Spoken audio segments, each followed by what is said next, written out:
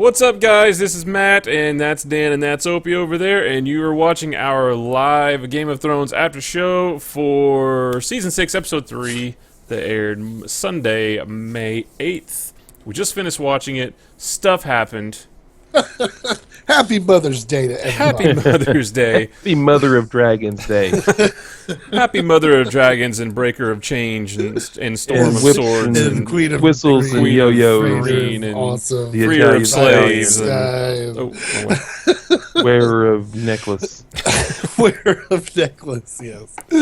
So, first off, let's start off. What did you guys think? What did you like of the episode? Did you like it? Did you not like it? Gets better every week. I thought this one wasn't as good as the last two. It was fine. I mean, it's the story is continuing. Stories are continuing, but this one didn't have as much of an impact. Well, I don't know, because Jon Snow is alive again. Yeah, I know. And he did things this episode.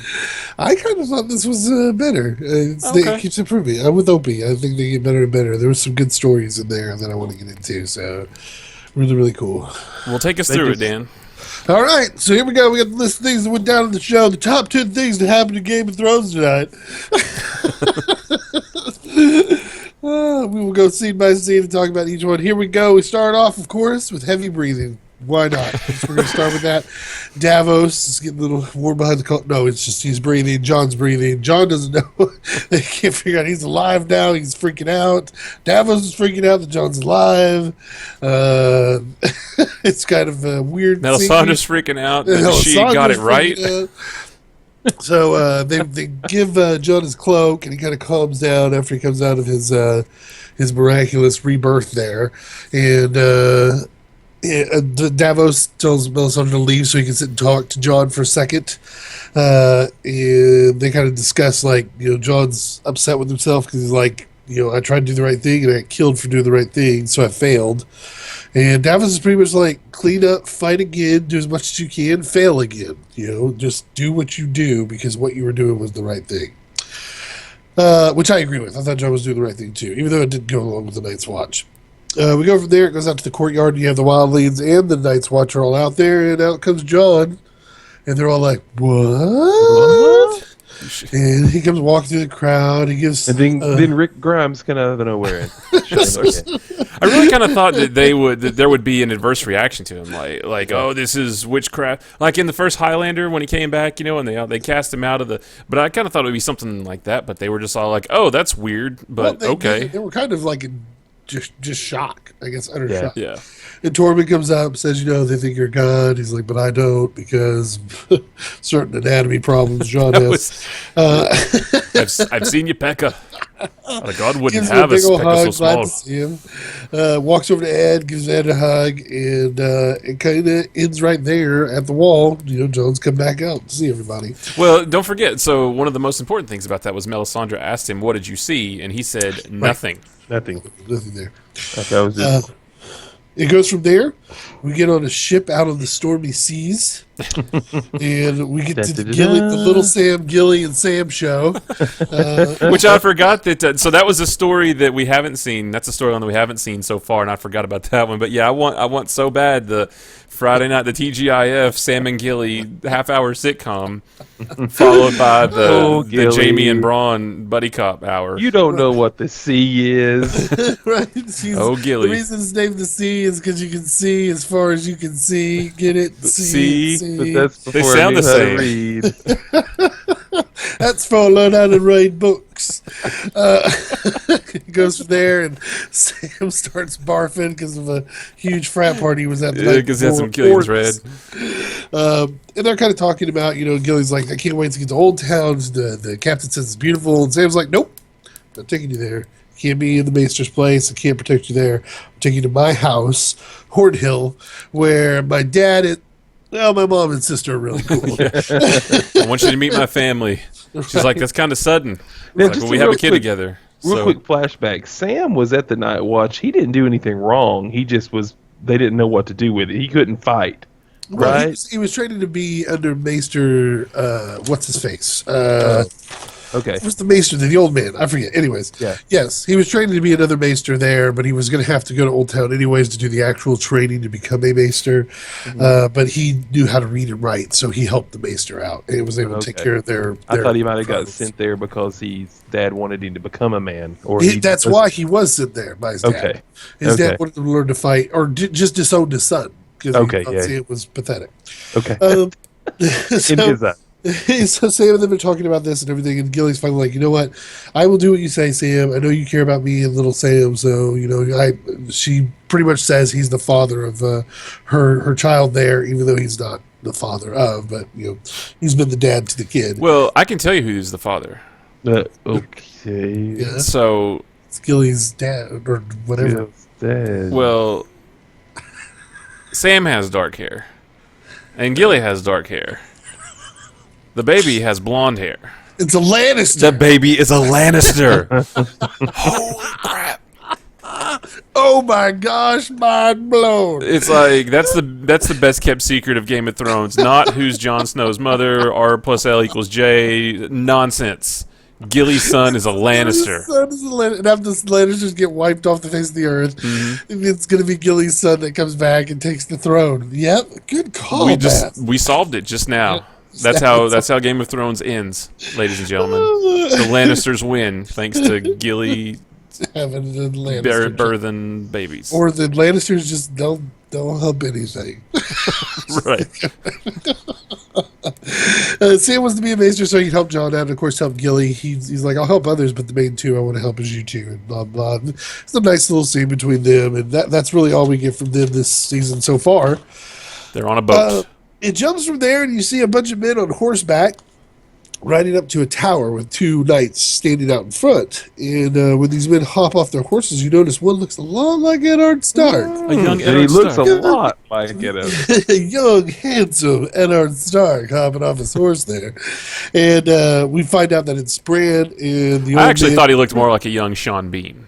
But whatever. Bran and the old man in the tree are standing there doing a flashback, and we see Eddard at a young age. You see him walk up with Howland Reed that fought with him on the Trident, who's a bannerman to the Starks. And they go up against Sir Arthur Dane, who at the time, and Eddard has said it before, is one of the greatest swords fighters at that time. And many have said that. And a battle ensues. And everybody's having it out, and Sir Arthur Dane's pretty awesome. He's gone his skill level with dual wielding. Yeah, he chose the dual wielding class. Yeah, He's spec for dual wielding. He is dual spec, and he is specced out. Yeah. He is, I think, top. Because a lot of knights use the two-handed weapon, Yeah, but he the dual bronze wields. one. He's spec'd a different way. It's unconventional for his class, but it But works he's got for him. high crit chance, so that's what's really good. Yes. You can see it in a few of the shots there. So it's 4-on-1. Well, he brings that down to 1-on-1 pretty quickly. Yeah. Eddard's about to get trumped, and Bran's like, wait a minute, I've heard this story. How does my dad win this? We all know he lives, but how does he beat this guy that's so good? And we see that Howland Reed kind of backstabs old Arthur Dane right to the neck and kills him dishonorably pretty much on the battlefield right there that no one knew about. And then Eddard grabs a sword and kind of splits his throat and heads on up to the tower. So you kind of see some backstory there. It kind of puts a little damper on old Eddard's name that didn't fight fairly, even though it wasn't really his fault. Reed Well, was he the one wasn't that the one that gets stabbed. Right. The backstabbing. No, Reed was the one that jumped the guy's back and killed him, but still it kind of tarnishes the Stark name a little bit there, in my opinion. Well, in the eyes of his son, and because Yeah, because they've been told a completely different story all through this. He starts running up to the tower. Bran yells, and Bran thinks his dad hears him because his dad turns back to look, and all of a sudden we hear a woman scream from up in the tower. Well, so they're And- there looking for Lyanna. Lyanna, yes. Yeah. So And- this is going back to and maybe this is where your sister might have had a fuss with. Well, she tweeted back too. Yeah. So as my sister, while we were watching, she tweeted that she wanted to stab the riders, and I didn't know why. And she said it's because we finally get to see the Tower of Joy, but it was stuff that we already knew. So I guess she was saying, they didn't really reveal anything. No, they knew there was a fight at the Tower of Joy. They knew that that's where Lyanna was found. But nothing new came from that so far. But at least they're going back to show that point now. Well, so isn't next week the one that's supposed to be like 15 minutes longer that everybody thinks the stuff's going to hit the fan? Yeah. Well, Travis made a good point too. He said that last time on Father's Day they did what was it? Tywin died. That's Tywin died on Father's Day, and then they thought, well, Mother's Day, maybe they'll bring up the Lyanna thing on Mother's Day, kind of thing, because today is Mother's Day. So you did. They kind of did, and they kind of didn't. Right. They told us what we knew. Well, and not only did you hear, I'm assuming it's Lyanna. Not only did you hear her screaming, but you heard a baby crying. Yes. And I think it was Jon Snow. But don't tell anybody I said that. Armless Goes Jack. Yeah. What?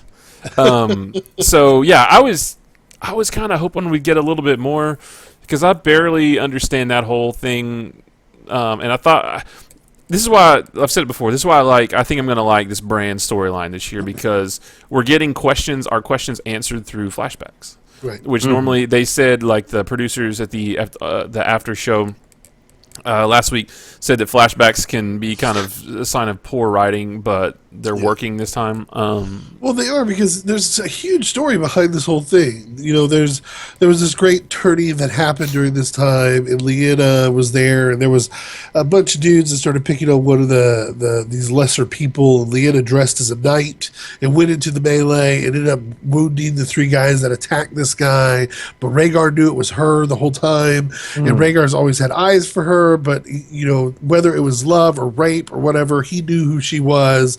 They ran off together at the end of this tourney and went on, and that's what caused the whole Robert Baratheon to come up and attack the Targaryens. That started one of the major and of course, did they run off together or did he kidnap her? Correct. Did he rape her or was it out of love that they had this child? Did they get married? Things like that. There's a bunch of theories back. A bunch of theories. Nothing's confirmed, so you don't really know. But it was nice that they actually went to that point in this episode to show you the tower, to show that yes, we're planning on going to show you some of this over here, even though you already know this. Wait till later in the series. We're probably going to reveal a lot more. Right. So that was kind of cool. We get back to the tree. Bran's talking to the Raven. He's like, man, I don't want to be like you. I don't want to be stuck in a tree. I want to go out and play with my friends. I don't want to be a tree when I grow up. And then, I want to go outside and play with my friends. The old man's like, don't worry, you're not going to get stuck in a tree. You'll be able to go once you're trained and ready to do it. But you have a problem of wanting to stay too long in your past, and you need to get out of that. You don't need to stay there so long. I'm just looking forward to seeing what kind of Jedi Master Bran is going to wind up being. Well, he's going to have to be trained in everything. So I don't know what that entails, but it's apparently everything. Everything.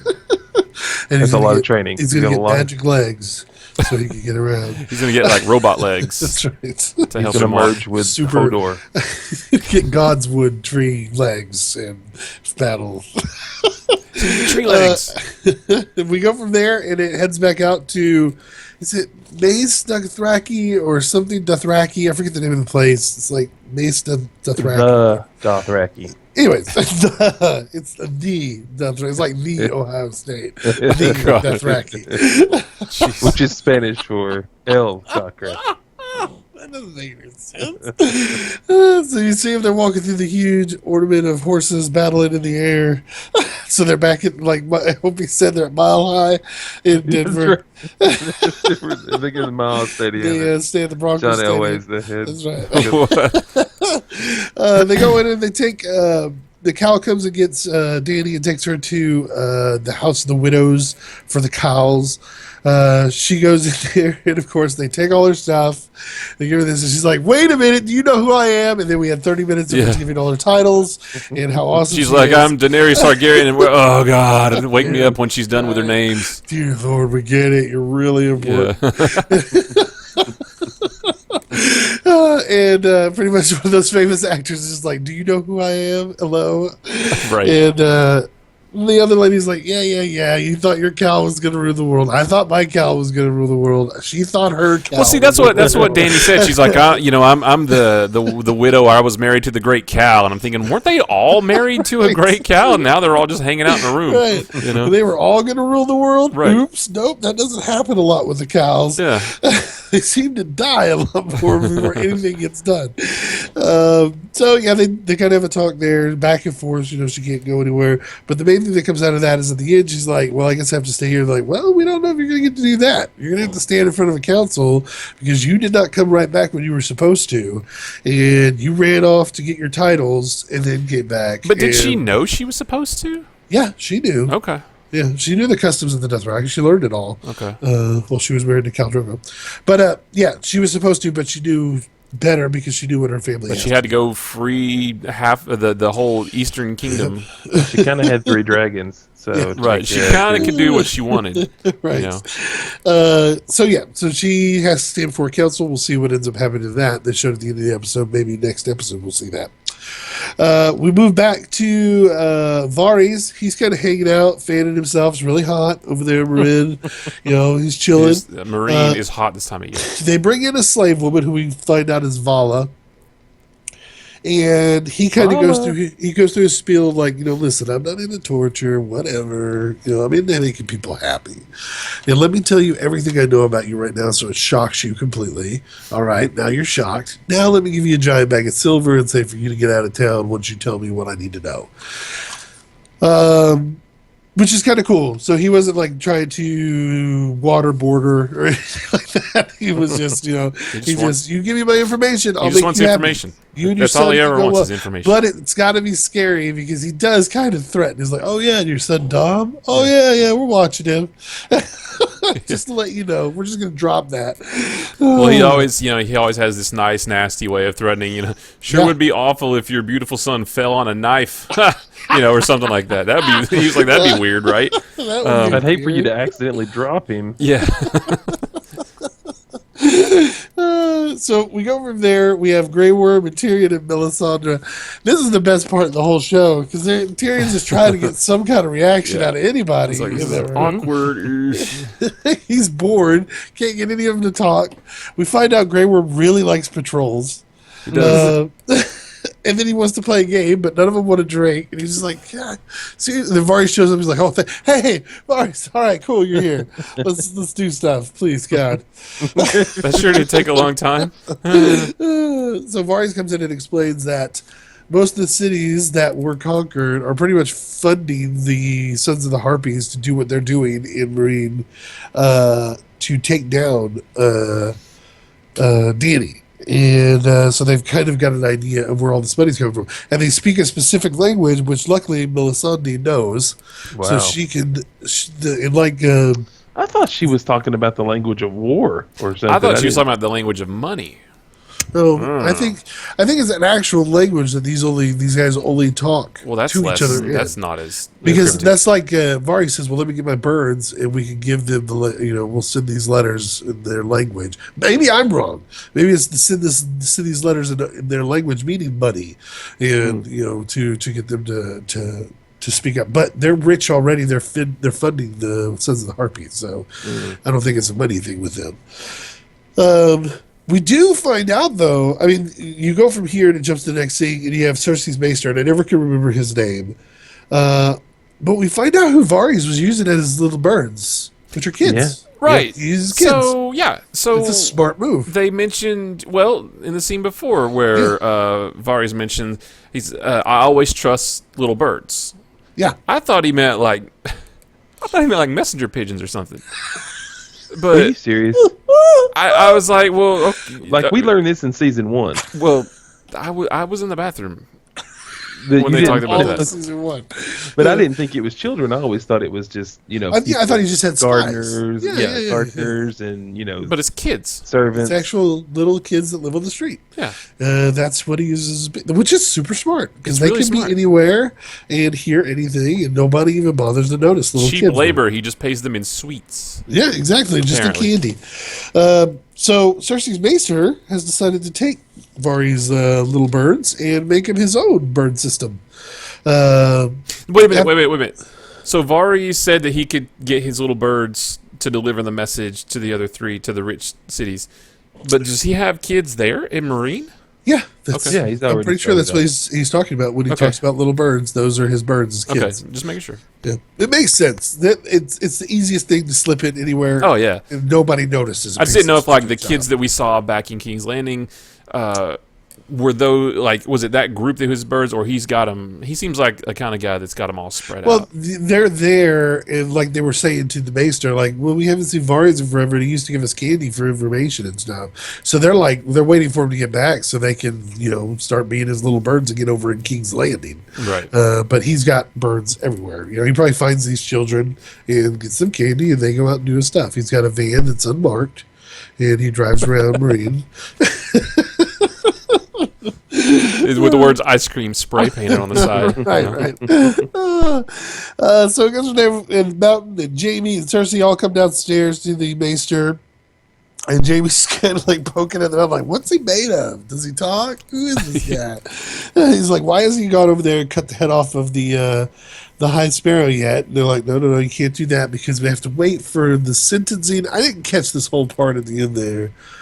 They had to wait for a sentencing so only one might. Oh, so there could be a battle by combat, and then she can use the mountain to do her battle by combat. It goes from there, and Cersei starts telling the maester, she's like, I don't care what you do, but I want little birds in King's Landing, in Dorne, in the North. I want to hear anybody who says anything bad about my family, about me, about the Queen walking naked down the street. I don't care. If I hear it, I'm going to kill him. It's pretty much what she was saying. Yeah. So she is on the warpath, and she's getting the maester to push out those little birds to start finding all this stuff out. It goes from there. We go to a meeting of the small council, and you have the Queen of Thorns, and you have their uncle that's sitting on there, Maester. I think it's Maester. And he's handed the king. Yeah, and the other gentleman, he's a Martell as well. I think it's the husband of the Queen of Thorns. There, yeah, he is. They're all they're all sitting on the small council. Jamie and Cersei come in, and they're kind of like, we get to sit on this too. Jamie is is part of the King's Guard. He has a place here, as others have. I am still the mother, the Queen Mother. I should be able to sit on this throne or sit here in the small council. We're not leaving. Well, then the council just leaves. They're just like, well, we're not talking to you. You can't make us leave. Well, you can't make us stay. And they just pretty much gone, And it's just kind of like, well, that sucks. That kind of backfired on us. It's kind of like they're trying to get rid of the Lannister twins out of the council. They don't need them there to do their bidding or whatever. It goes from there. We go over to Tom, and he's standing with some guards right in front of the High Sparrow, getting a little ticked off. I thought some stuff was going to go down. Yeah, I thought they were about to throw down too. Yeah. Tom like, finally, he seemed like he finally grew a pair. Well, I think he's finally getting to a point where he's just like, I'm tired of being a big wimp, and I'm not doing what I need to be doing. And my wife is hot, and I want to get her back in the castle. That's right. For my second time. Right.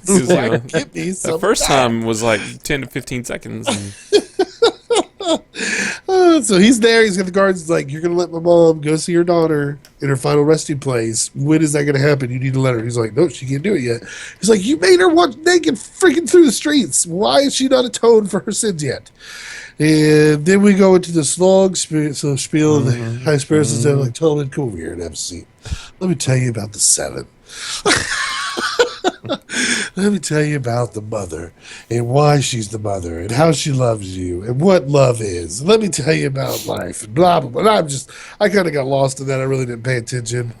Just like, okay, he's feeding them a bunch of gibberish to keep Tubman happy, I guess. And that's everybody's got good in them, and she just hasn't atoned yet for all of her badness. And you know that she's bad, but you can't see that because your mother's love is there, and all this stuff. Well, the thing with that is, like, Tom walks in all pissed off. He looks like he's finally going to take care of business, and then the High Sparrow says, no, let's talk about it. Let's sit down, and he feeds him all this stuff, and Tommen's like, oh, why didn't you just say so?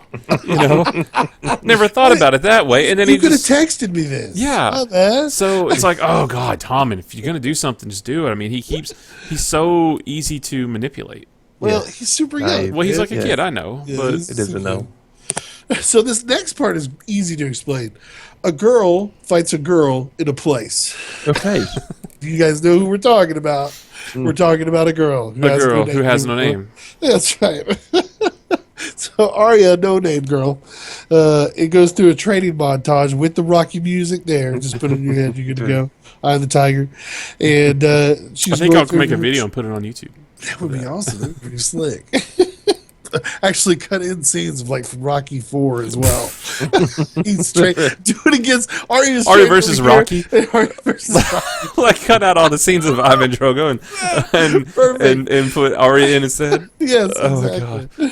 My God. So Arya's going through some crazy training. She still does not have her sight. She's battling Waif, Woof, whatever her name is. Waif. They're still stick fighting, and she's still learning all this stuff. It looks like she's trading in some poisons or some other things there. And towards the end, she's improving and getting better and better. And then finally, she goes through the test again, which is pretty much saying you're not Arya. If a girl has a name, then I'll give her her eyesight. If a girl back. speaks her name, she can have her eyes back. Yeah. It's like, I don't have a name. Oh, you win! And she drinks from the fountain, which was kind of scary there for a moment because she could die. That's the fountain that kills everybody that comes into the many-faced god. And she drinks from it, and she lives, and she gets her eyesight back. And now we have eyesight Arya. So it was pretty early on in the episode when my sister did tweet that she had watched it and she was pissed off at the writers. So throughout the whole episode, I'm thinking, oh, who's going to die that we care about? You know, and okay, so John's okay, and Tommen's still alive, and it's like, what's going to happen? Oh, God, Ari's going to drink from the well. She's going to die. Oh, no. But that didn't happen either, so thanks, Caroline, for making me think that everybody was going to die all episode long. Right. Which is good. I'm glad. I actually love that. I'm actually digging that whole thing going on with Arya right now. I think that's going to be really, really cool. But I'm more into it now than I was like that last season. You know. I gotcha. Well, now she looks like she's actually training and doing some stuff here. She's becoming a ninja. Right. She's becoming Daredevil, really. Yeah. You know. Yeah. Well, now she's got her sight back, so she's not Daredevil. Yeah. All right, so we jump from there. Excuse me. We get to Ramsay and Karstark in a meeting. Oof. And all these lords are coming in, I guess, trying to see if they're giving fealty to Ramsay. And Lord Umber comes in and just kind of like, your dad was a... C-word. Your dad's a douche. Yeah. You're a douche. I don't really care for any of you. But John's brought all these wildlings over the wall. We're going to have to fight those guys. If you help me get those, I'll follow you. Ramsay's like, well, Bannerman bends the knee. He's like, no, I'm not going to do that. I ain't doing that. Yeah, whatever, Ramsay. Pretty much just tells Ramsay, like, I don't care who you are. You help me up here, I'll follow you. If you don't, whatever. I don't give a crap about you. Which I love. Ramsay's such a... I love seeing him not get his, Oh, get his way? Yeah, not get his way. But at the end of that... Lord Umber brought a gift for old Ramsay, which we have been asking this for a few episodes, and I know we've talked about it at work too, where this specific character has gone and been. And they bring in two people with bags on their heads, and they bring the bags off, and it's the wildling lady, and I can't remember her name. I can't either. I feel so bad, but we're terrible with names. Yep. Disclaimer, we say that every week. We're terrible with names. Yep. Rickon, or Rickon, however you want to pronounce it. Is there. They've captured him. And Shaggy Dog is dead. Killed his direwolf, which really sucks. There's another direwolf gone. So we've lost Sansa's and Rickon's direwolf. And that kind of ends there. But that's cool that Rickon is finally back in the show. I'm glad to see that. So there's going to be some important stuff going on there. Now Ramsay has a hold on the North again because she has one of the sons of the Stark family who would most likely inherit the Winterfell as opposed to Sansa herself, unless Sansa takes a husband. So how could Ramsay use Rickon to his advantage? Because it's a Stark. People follow the Starks. But I mean, he can threaten death against Rickon. He can manipulate Rickon to, follow him. You know how you brainwash someone into doing what you want them to do. Well, he won't do it in torture like he did with Theon, but he'll do it where Rickon finally like, oh, Ramsay's a really cool guy. He's totally fine. And I guess what I meant was, how do you think he'll do it? Because he could threaten him, or he could threaten the kingdom, saying, "I'll kill Rickon if you guys don't follow me," or he could just be buddies with Rickon and try to get him to do the things. I think he would. My thing is to do the buddy thing. Osha, thank you, Caroline. She just tweeted me and said her name's Osha. Thank you. Yeah. Rick and I don't know. I would do if it was me. I would make him buddy buddy, where he felt like you were now his older brother. Yeah. Ramsey's his older brother, and he's teaching him all these ways, and totally brainwash Rickon into following what he says. And then you have that. Now you have a Stark who's totally adamant about the Boltons and following them and everything like that.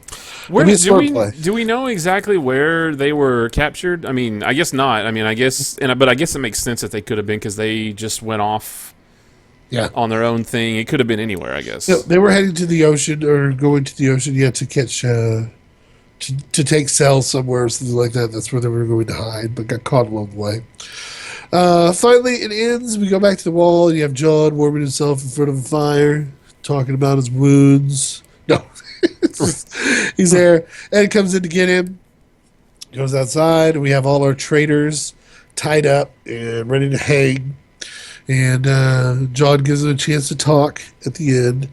And one says, "You're supposed to be dad." One says, "Hey, can I call my mom?" No, can you call my mom for me? Right. I don't want to talk to her, but can you call my mom? I killed you. Now you're going to kill me, but could you call my mom? Right. And he gets to Alistair, and Alistair pretty much says, if I had to do it again, if I knew where I would end up, I would hope I would do it the same way. You still failed the Night's Watch. I did not. So, which with that speech, I was like, well, he didn't. Alistair is not. He's not a bad guy. He just really thinks that. Yeah, but that's the problem. Is they're caught in this one. They can't change. There's no ability to change. I get it that it's 1,000-year-long thing that these guys have stood on the wall and it's baked into their history and who they are, that they have to hate the wildlings. But at some point you got to say, and then you got to remember also, he hasn't seen any of the White Walkers. He hasn't seen any of the fights over past the wall. That's right. He's always been at Castle Black.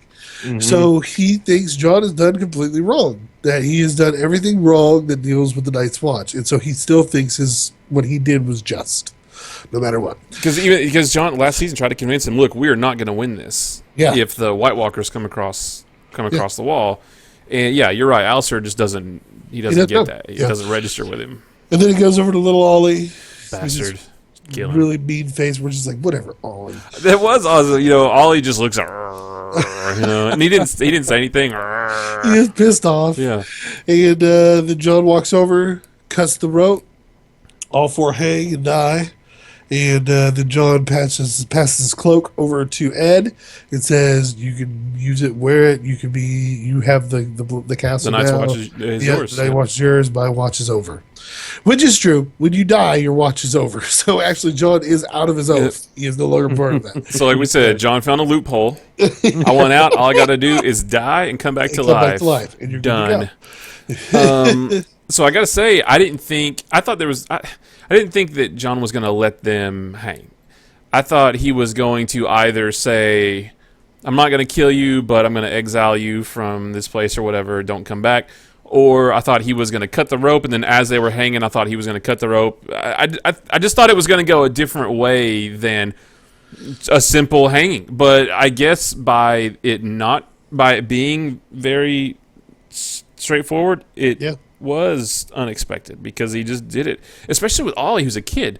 I really didn't think that he was going to let that happen. But Ollie was part of the Night's Watch, and you killed your Lord Commander.